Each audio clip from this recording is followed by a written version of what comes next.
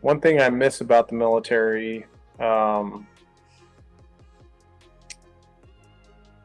it's I don't really know how to word it. I kind of talked about it in my retirement speech, but it was being around a group of people that was all willing to do hard things, um,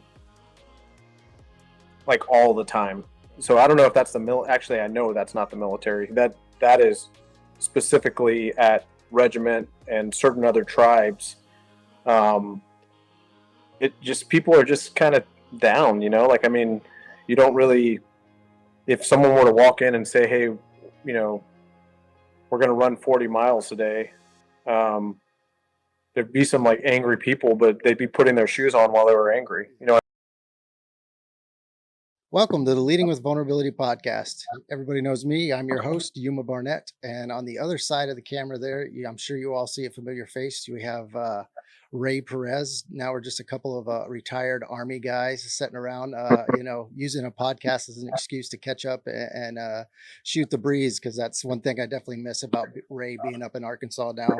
But Raye, he's going to have a couple firsts here on the podcast. He's the first virtual guest, so I hope this all goes well. And I'm glad it's Raye, because I know if it messes up, he won't kill me on it.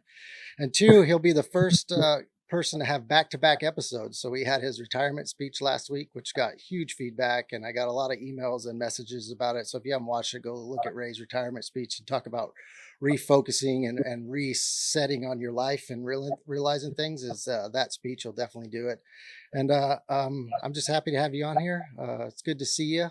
New baby in the house. You look well rested, so that's good. I know I didn't look that good after having a new baby, so you must be doing something right. But most people know you, but for those who don't, I'll let you reintroduce yourself to new listeners or people who haven't seen you before, and we'll get on with catching up. Yeah, thanks, Yuma, dude. It's really good to see you, man. Yeah, for those of you that don't know me, my name is Raye Perez. I came into the army. I grew up in South Texas. You're really a kid that grew up on ranches and working in the cotton field and stuff in the summer. Came into the military in 2006 and did, up to 2022, so about 16 years before I medically retired, actually. Um, and now my family and I are out here in Northwest Arkansas. I'm actually sitting in Cape Springs right now. We just moved out here, closed on our house in January 31st, and I work for an organization called the University of Health and Performance. It's this symbol right here. Um, Essentially focused on creating a 21-day experience primarily in the veteran population to build trainers that are better connected with themselves as well, so that they can connect with their customers. Um, that's essentially the focus of the business, and I am the VP of strategy in the business. Yeah. Yeah, welcome back, Raye. You took a different route than me. You hit the ground running coming out of your service when you transitioned, and I took the more laid back California approach. But I think they both have value, and we'll discuss that a little bit. And Mhm. now that you're through the med board process and you're now transitioning out of service, I know a lot of people. You probably saw a lot when you were transitioning. I see a lot that are going through the med board process, and it can be kind of confusing while you're in it. It can be extremely confusing whether you're deciding whether that's something you want to do or not. I was just wondering if you could give us any of your general thoughts on the MEB process and some stuff you might have learned from that for some of the listeners. Yeah, I think everybody's process is different in that it was a for me it was really there was a huge stigma behind MEB for me that pushed me away from looking at a medical evaluation board, or like um, it it essentially said then at that point that I was accepting that I was not going to attempt to continue on or do what I had to, and it almost felt like I wasn't fully committed anymore at that point.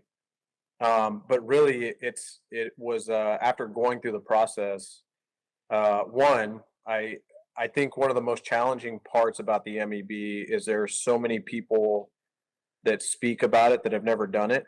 Um, that, like many other things, it breeds in opinion as opposed to perspective, and I think that makes it really challenging to make to be honest in rooms, or like to, if you have certain, like, I got a lot of back and hip stuff going on.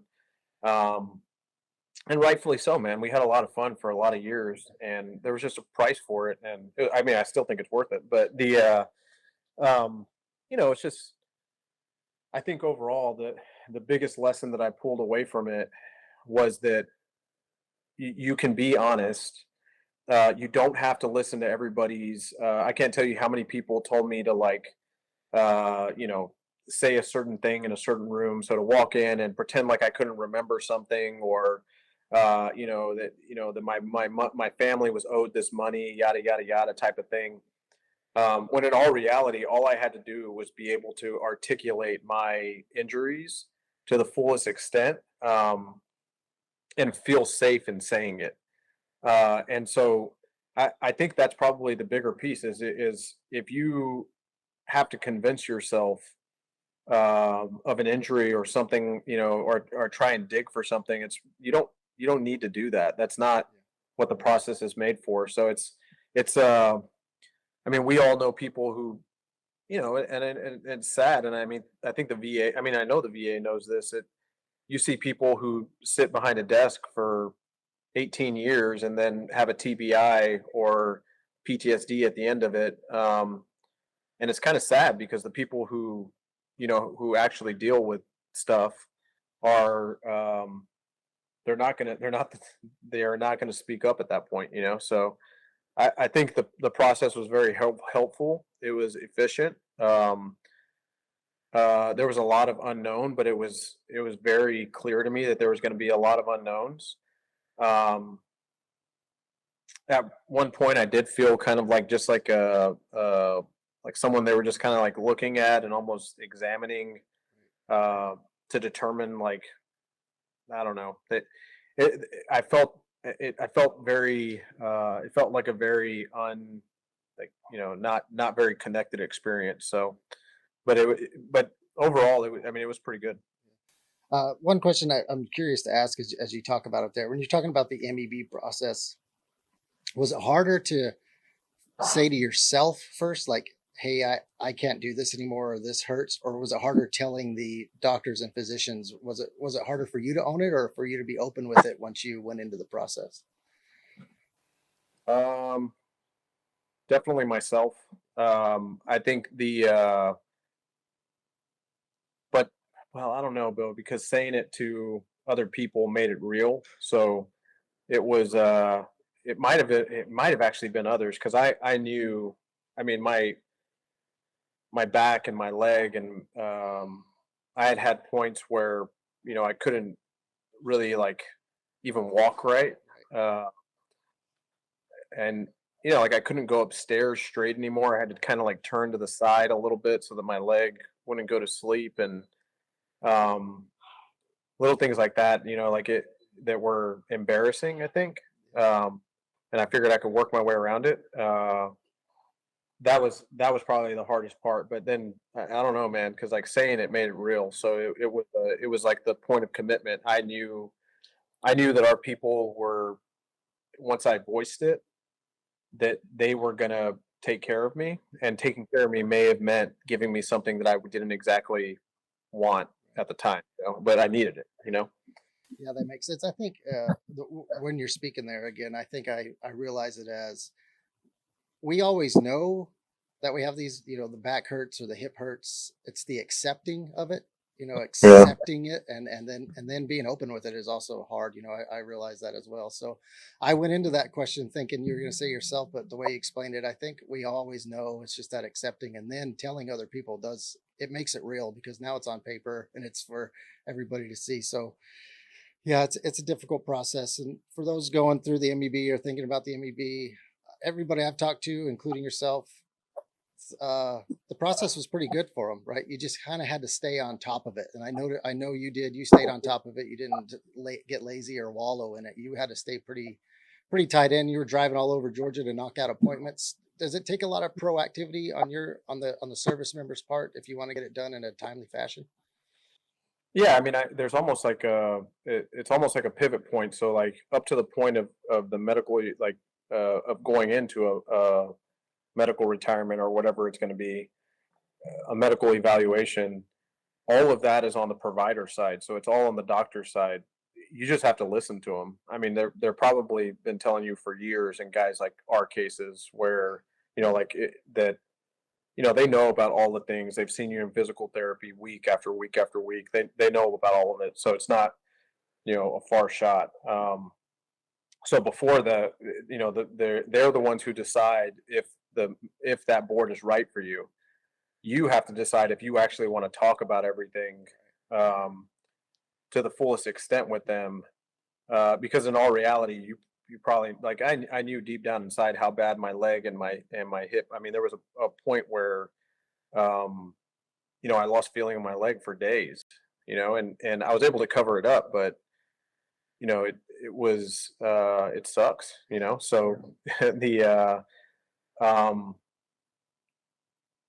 really, after that point, once you are on that, the decision, like, your proactivity has to do with just showing up on time and like being completely open to the needs of the providers that are trying to help you.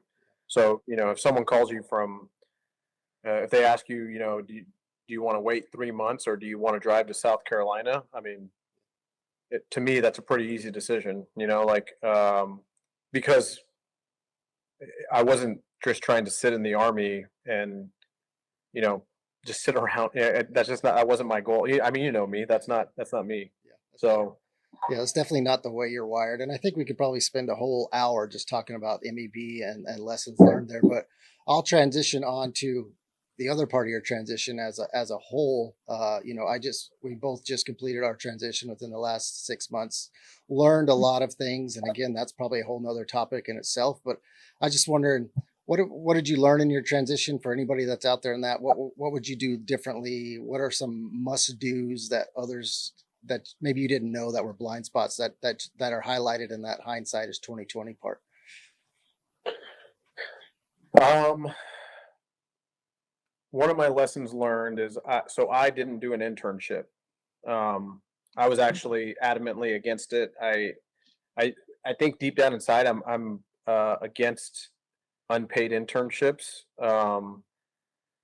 For a for-profit business, because I understand that you're creating or producing something for them, that they're benefiting from, and if you don't, like, it just doesn't make sense to me. That's not the point of business. Where, business is to take care of each other. But um but I think I was wrong. I think that the internships are a great way to feel out what people are actually doing in the business, not what they're saying, because talk is cheap. Um, I've reversed course and started telling people, like, you should do these internships, even if it's purely. I think there's two different sides to that, and not as in, like, an entirety, but I think you have the side of the business where you're watching, what they're doing, and then secondly, you have how you're watching yourself and how you react or respond to certain stimulus in the business. So, if there's things that are highly creative that you weren't turned on to before, you now have a sense to where, you realize, like, hey, I did that for 3 hours and I didn't even realize what time it was. Whereas opposed to sitting in this other meeting, it was like a life suck. Those life suck meetings are worth it in the end if it feeds a purpose, if it feeds an overall end state that you're going after. But I think it's important to feel that out in yourself in the transition of, like, knowing, hey, this is a different environment. A lot of things are the same. They're going to look the same in simplicity, uh, but you have the ability to, like, really engineer your environment a lot more in the civilian world than you do in the military. So, um, take advantage of it. Tell people what you want, what you need, and produce for them. Produce results. When you show up, produce threefold results. And you do that by engineering your day, I think. I think that's a big piece. I talk about Cal Newport's work, deep work. That's a lot of that stuff focuses in that you're responsible for creating that day for yourself. Yeah. Yeah, that's a good point. I didn't take advantage of the internship just because I didn't, but I know people who have, and they've benefited greatly from it. And it's still kind of surprising how many people don't know that that's an option out there to do through Skill Bridge and through other platforms if you're coming from the soft community. So I think that's great advice. It's a good way to touch your toe in the market. And even though you get unpaid, if you go in there and perform like the people that we know, that pay that comes at the end of it might be exponentially greater than if you just started without that internship. So there's a Absolutely. lot of things to gain from that. So let's talk a little bit about your preparation for exit. Now, I know you were pretty well prepared. I mean, your education was complete, even, primary, master's level education. You were interviewing and talking and cultivating your own emotional intelligence, and you're doing a lot of things that people don't do before they transition. But now that you look back on it, how prepared were you for the exit, or maybe what surprised you about the exit that you didn't prepare for? Um, I think what surprised me is that because it's all under your control, you are um, you can be as hungry as you want to be and drive as hard as you want to. But you still it's really important to like set goals that are, like quarterly goals or annual goals or, short and long term, however, whatever you want to call it. It's important to set those because, dude, when people see that you work hard, like it's not unreasonable for them to ask you to do more, especially if you enjoy it or thrive in it. Um, but when you look at the entirety of, like what the difference is, like a lot of people, one of the things I learned in transition is that there are so many people who did not do the type of work that we did or the amount of time. And I'm not saying, that's their opinion. It's the way that they did it, but they are so ready. They have this like idea of what your mindset is as you're transitioning. And it's just like, if you're not careful, that you'll actually let them convince you of it. Like you'll let them convince you that like you're too tired or you're too or like you're too far behind or like all this stuff that's not even real, dude. Like I mean, who in life, if there's someone in life who thinks they've made it, they've already lost. You know what I mean? Like we're all on a journey, man. We're all working towards something, and um, so I mean, none of us have figured it all the way out. It's okay to be confused. It's okay to not know, um, but at the same time, like where you don't compromise is on your values. You do not, like, no matter what, if I can't be grateful, present, and creative, if I can't do those three things for the things that matter to me, um, um, and if something is not a value add, I have to be honest with myself and either cut it or accept that I am voluntarily moving into a space that is outside of where I want to be in 30 years. It is probably having impacts that are, they're going to be pretty heavy later on. Yeah, that's true. Great points. And you and I, like I said, we both are recently retired. So what has, since you retired, you spent, you're from basically high school through when you retired in the military. What's retirement life been like? What's it surprised you? I know we spoke on the phone the other day and I said, I was surprised at how much time I didn't gain. I thought I was going to get out of Oh the yeah. military and gain all this time, but it actually, I think I lost time now that I'm home with the kids and I'm helping do more things around the house and trying to stand up a business and do all that. That was, whereas in the Army, I knew where I was going to be from 5:45 in the morning till six Yeah. o'clock at night every day. And I had that time, where now it's not as, I have less structure now, than I did in the military, and I had to find a way to kind of replace that. But that was my shock. What have you? What's one thing that maybe stands out to you since you retired that you didn't expect? I I didn't I think it's kind of the same thing. Uh I didn't realize how much I tried to appreciate how much it took to run a household. But I didn't, dude, I had no idea, man. Like, and uh So yeah, there is it goes back to the, I mean, it was just the whole, what was it, active military spouse day or veteran Yeah. spouse day or something like that recently. Um, but it goes back to the appreciate, like, probably the reason that day came about was, like, Hollywood elevates. I see you have the Into the Breach right behind you. The I have it right behind my right shoulder, or but like, images like that, those are, they sell, they create energy, there's an emotion there. They don't have pictures, or very many, I guess they do, but, like, we don't put them up on our wall or make movies about the woman who's, taking their 2 children to the emergency room at midnight, by themselves because Talk their about husband is. into the breach. Yeah, yeah, exactly, dude, like, that stuff was easy, dude, that makes sense. A 2-year-old trying to lick an emergency room chair while, another one is, like, vomiting and has fever, like that. You don't, like, there's no selection that gets you ready for that, like, it's, and not only that, like, everything matters. They see everything that you do. Your kids see everything, everything you do or don't do, um, and so it's just it's completely different, man. I mean, I think that I didn't understand that, and I also didn't understand how, um, challenging it was going to be to,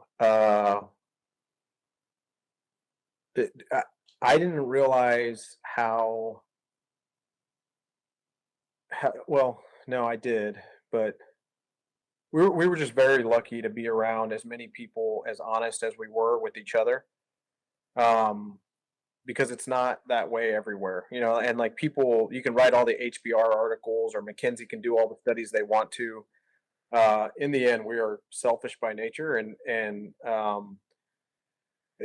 like, we there's, like, this certain point of, if you're talking to another ranger, or I just met a 10th group guy earlier today, randomly, in just a random barber shop. I tried to get a haircut, but, um, ran into a, random 10th group guy, super honest, just seemed very engaged.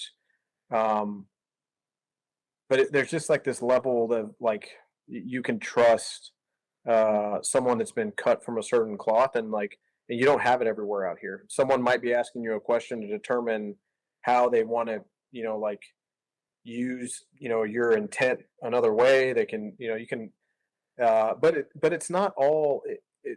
I feel like it's. I also didn't realize how much I was going to enjoy the energy of that, in terms of, if, like, yeah, the world's got a whole lot of distrust in it, and it's got a lot of, like, selfishness to it. But what I love doing and I enjoy doing, or I try to do, and I know I fail at it all the time, is I try and, like, once someone realizes that they can be honest, or that they can be, it's an amazing moment to watch someone move from one extent to another and know that they have a relationship where they can do that. It's not them against the world. You know what I mean? Like, it's so I don't know. I think there's a lot of energy, a lot of positivity to it. Just like anything else that has its downsides. Yeah, absolutely. So two more questions on the transition, and we'll kind of transition, if you will, to a couple other questions. Transition. I always talk about transition being a team sport. It's a team sport with the people you're networking and mentoring with, but probably the biggest part of that team is the family, right? And the family dynamic. How did transition and the family dynamic go with you? Because we know a lot of people that get out of the military, 10 or 15 years, or with a wife and a couple kids. What were some keys to success, or some failures you had in the with moving the family up to Arkansas and starting a new career in life outside the Army? Yeah, it was really fast. So I mean, we so Casey had, our son, uh, right up the street in Fayetteville. 20 minutes away, but she didn't meet her doctor until the third trimester. And these are all things we went in with eyes wide open, but uh, I don't, I don't know if I'd advise it, otherwise, unless you think the upside to that though is we are already where we're going to be for a little bit. I think where we're going to be for a little bit, and we Olivia's meeting little kids out on the street. We know our neighbors now. There's, we don't have this pending move on the way. Um, and secondly, there's this layer. I was talking to Don Barden about this. Um, he was actually the one that brought this term into like when I was talking to him about it. Is he said, there's like a layer of creative deconstruction that can happen. And so now that we made that move over here, and it was quick and we made it happen, it also proves we're not locked down anywhere. You know what I mean? So we had a career where we were all in Fort Benning, but we're not really locked down anywhere. There's good schools in a lot of different places. What matters is, where Casey wants to go, so where my wife wants to go, and then what is best for the kids. And then I'll throw down anywhere, man. I'll be whatever we can. And now, just like we're connecting here, we're in a different world now than pre-COVID. That it is completely. We've learned to connect in a much more intimate level, digitally, to have real conversations, to look at each other. I think we look at our computers differently now, and I don't think there's anything wrong with that. So, um, I think there's a ton of opportunity there, but so there's ups and downsides to it. Northwest Arkansas is probably the most family-oriented town I've ever been in. Up near Bentonville, I'm in Cave Springs, in a place called Hyde Park. It's actually a regiment guy that lives a couple streets down the Brooks Belis lives right down the street from me. He was an officer in 375, I believe. But so yeah, I mean, there is a certain energy to here that is really nice. I'm glad we got here, but yeah, at the same time, like we're going to continue to rethink and reevaluate and make sure that we are um, serving other people and then taking care of our family. And if we're not doing that where we're at, we're you know we'll move. Yeah. Yeah. Absolutely. I think you said a key word in there that some of us A-type males forget. You said we a lot. It's you and your spouse. I know you. It's cliche, but I know from watching you transition, there was a lot of communication between you and your wife of where you're going to live, and you being who you are, you were just you would go anywhere and make it work and grind it out, and you're just happy being with the family and doing good things and serving people. One more thing about the military. What's one thing you miss about the military, and what's thing you're glad you're never going to have to do again? Yeah. Um, One thing I miss about the military, it's the I don't really know how to word it. I kind of talked about it in my retirement speech, but it was being around a group of people that was all willing to do hard things, um, like all the time. So I don't know if that's actually, I know that's not the military. That is specifically at regiment and certain other tribes. Um, it just People are just kind of down, like, I mean, you don't really, if someone were to walk in and say, hey, we're going to run 40 miles today, um, there'd be some like angry people, but they'd be putting their shoes on while they were angry. You know what I mean? Like, and at the same time, if they walked in and said, we want you to learn this software, project management software in 24 hours, there'd be people that would be angry and throwing stuff, but they'd be wiping the whiteboard off as they were figuring out how to do it. You know what I mean? Like it. So that step, the commitment is always there. That's what I miss. Uh, what I don't miss, and it's funny because talking to a lot of people they're like, I can't tell you how many people I've talked to where they're like, man, I could have never done that. Maybe I would have been good in the military, but I just don't like listening to people. I'm like, dude, none of us like listening to people. Are you kidding with me? Like, so I think the biggest part is like, um, what I love about the business world is you either produce or you don't. And if you don't produce, it doesn't matter how much talking you do, it doesn't matter how much messaging, you can do all those things. You just don't make money.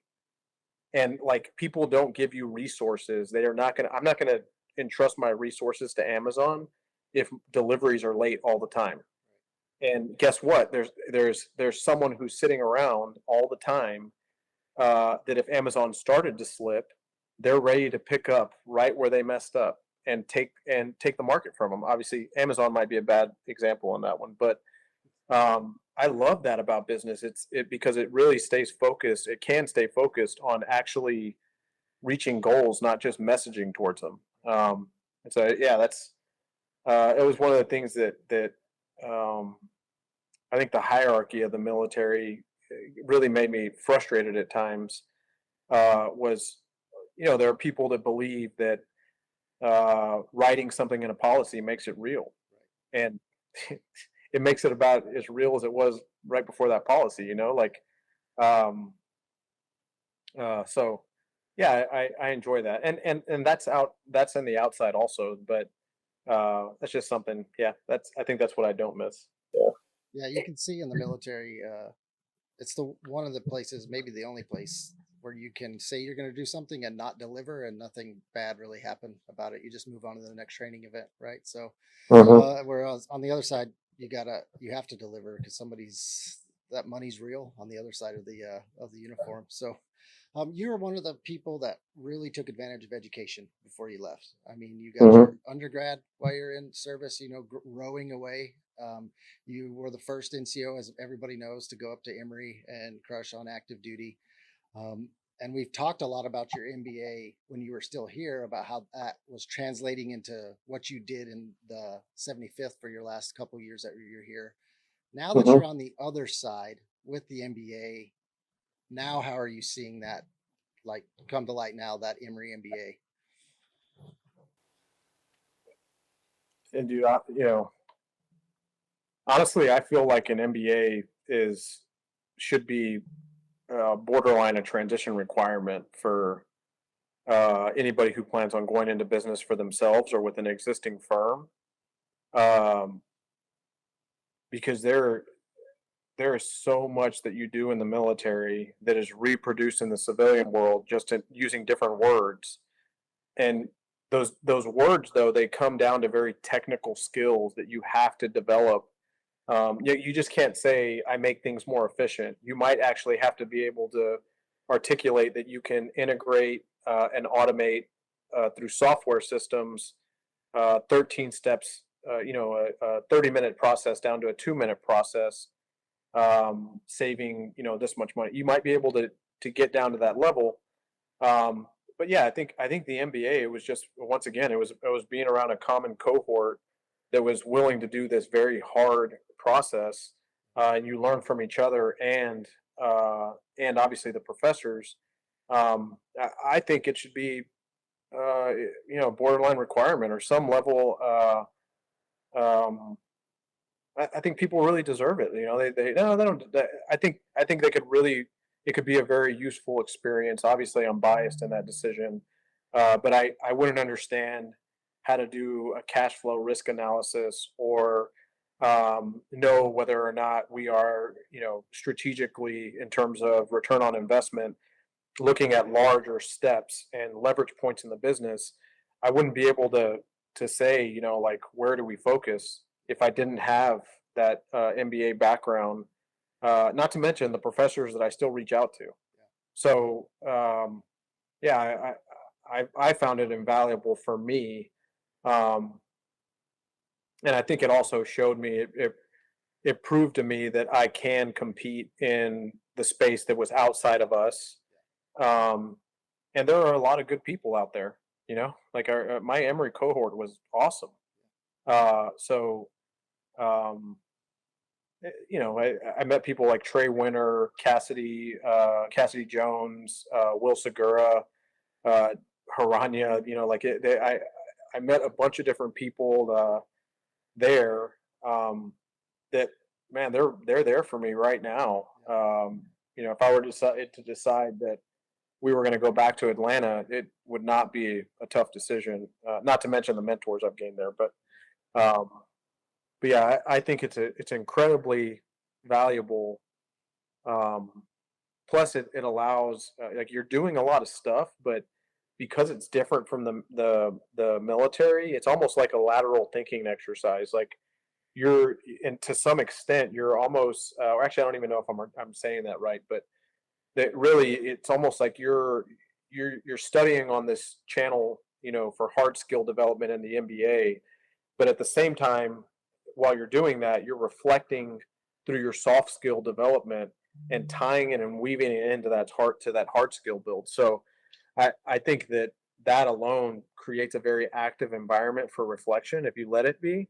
And then you have people there to connect with in that reflection that can help you, reach your goals on the outside as well. Yeah.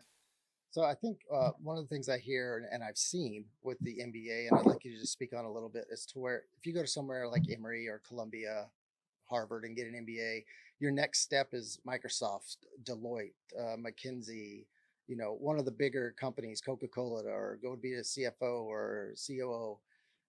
Where does it also translate to the entrepreneur, right? The guy that's sitting behind here Yep. doing a podcast. Yep. Yeah. No. 100%. And to be clear, you don't need. So the MBA actually ties you higher in McKinsey and all these other spots. To the entrepreneur side, you don't need it, but you may want it. And so, I think one of the greatest advantages for entrepreneurship for someone like yourself, in my opinion, is when you get amongst that cohort and you show your character, it has a chance to stand out, and you have an advocate of executives that are going out afterwards. That if you do stand up a business, you're now talking to the decision makers on, possibly purchasing your services, because they know they can trust you, and they know how you work because you were you in the program. And so I think there's a certain advantage there that gets built because you almost cash in on your character, and not cash in, but you essentially, like, we invest a lot. Like, a lot of us don't have the money while we're active duty to invest in the stock market and do all these other things. We don't have the time. But where we do invest is in building character. And if you really want to capitalize on that, or like use that in a way where the gains are exponentially grown, you got to put yourself around other people and give yourself a chance to be a good person around them and get things done. And that's a powerful recipe, man. So, and then, not to mention, you get the technical side of understanding your financial statements, understanding what it is that you're looking for in a customer segment, like all the things that you can get on LinkedIn Learning and get the language of it. But until you get messy and you mess with it, you got to go in there, make some mistakes, learn, and that's what universities were made for. Right. Absolutely. Great point. And as we bring in and kind of land the plane here, a couple questions on the way out. So somebody out there that's listening, they're 24 to 36 months out from transition from service, either retirement or just transitioning out. What advice would you have for them? Man, with that timeline out, I mean, actually, it doesn't matter. I would say if one day it ends, whether you want it to or not, um, and there's an incredible world to go out to. You know, if you are married, or dating someone, or even if you're single, sit down and write out what you think life should look like at the age of 65. Like, actually, draw it out. Don't write it out. Draw it. Um, and then look at where you're at, where you want to go, and ask yourself what you need to do to get there. Because it, you know, some of these shorter term goals of, of we will base our goals off of comfort if we're not careful, but at the same time, you have to weigh out every factor in that. At the age of 65, I want my daughter to call me on a regular basis.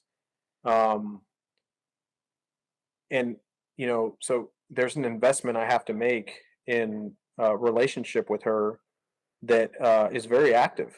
It has to be active. And it's not all, just little baby language talk. It's like it's real development. I want her, to feel empowered in this world to go take whatever she wants.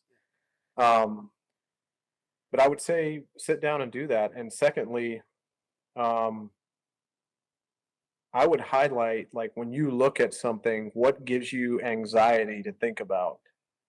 Uh, and this is just my personal philosophy, but I'm a big, like, face the storm type of guy. Like, it is it is way better to turn into it and move into it and feel it out than run from the clouds for years.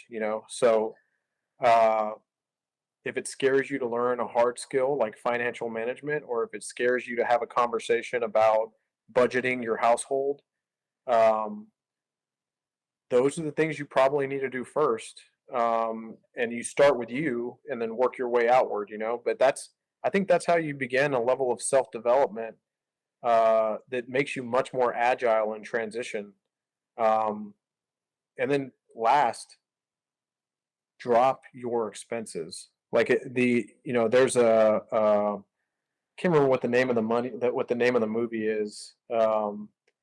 But the terminology, Richard Young, who's now a marketing officer up in, I think he's in Chicago by now. This guy's a genius. He's really smart. I mean, you know Rich. Yeah. Um, uh, we used to play this clip, and it was about the concept of always having "fuck you" money. And I probably should have given but it's always having that. Well, there's two sides of uh, of having money. One, if you don't have expenses too high, you can get it pretty quick. But where we get challenged is when we live right at our means, and then we rely on someone else to reach those goals that I was talking about at the age of 65. You can't do that. You lower your expenses. Don't drive, like, you don't have to drive a new car all the time. Don't uh, Eventually you'll get there, but if you really want to give yourself the agility on transition, lower those expenses, and you can pounce on things pretty quick, and explore some things. Yeah, great stuff. So final question here. We kind of covered it at the beginning, but what are you doing now? What's Ray's day-to-day like now? Where are you at? How's things in Arkansas? What's going on up there? It is dynamic. I'm the VP of strategy. I focus on leverage points in the business in three sections. One is the customer interaction. So that goes anywhere from the building the customer experience to understanding our customer segment and extending that. Um, Focusing on it. Same time, the economics of the business. So what is bringing in resources for further growth or to fund our priorities. Uh, and then really last is the operating systems of the business. So and what I mean by leverage points is in those three things: customers, operating systems, and the economics. It's not about finding all the things we need to do to win. It's asking ourselves, what are the fewest battles we should fight that are going to win the war. So it's not that hard to identify the 50 gunfights we need to go get in. It's instead to be able to identify, I need a win in these three spots. If we win there, everything else will be true. But finding those spots, I love that. That's what I live for. And I think it evolves and it emerges from the economy, like as it evolves around us. as well as inside the business, as personalities start to mesh and you start to see what people like or dislike, there's a match and a miss in a lot of locations that just creates this amazing opportunity if you capitalize on it. And so, and typically you see that in the on the financial sheets as well. So, yeah. Nice. Well, Ray, great talking to you. I'm sure we'll do this again as you can. I like how you're willing to share your lessons learned as you're going on this new path, and I know it's helping a lot of people out when they listen to you. So appreciate it. I hear the baby crying in the background. I think is that what I heard? So go be dad. Go be dad for a little while. Thanks for coming on, and it was great to see you. Yeah, it's good seeing you too, brother. Thank you for having me. All right, everybody. I hope you enjoyed listening to Ray there. Always love talking to Ray. He's doing really well up there in Arkansas. Make sure you check out what he's doing either through LinkedIn or send him a message if you know him and check in on him because he's doing some great things that I think we could all benefit from as leaders.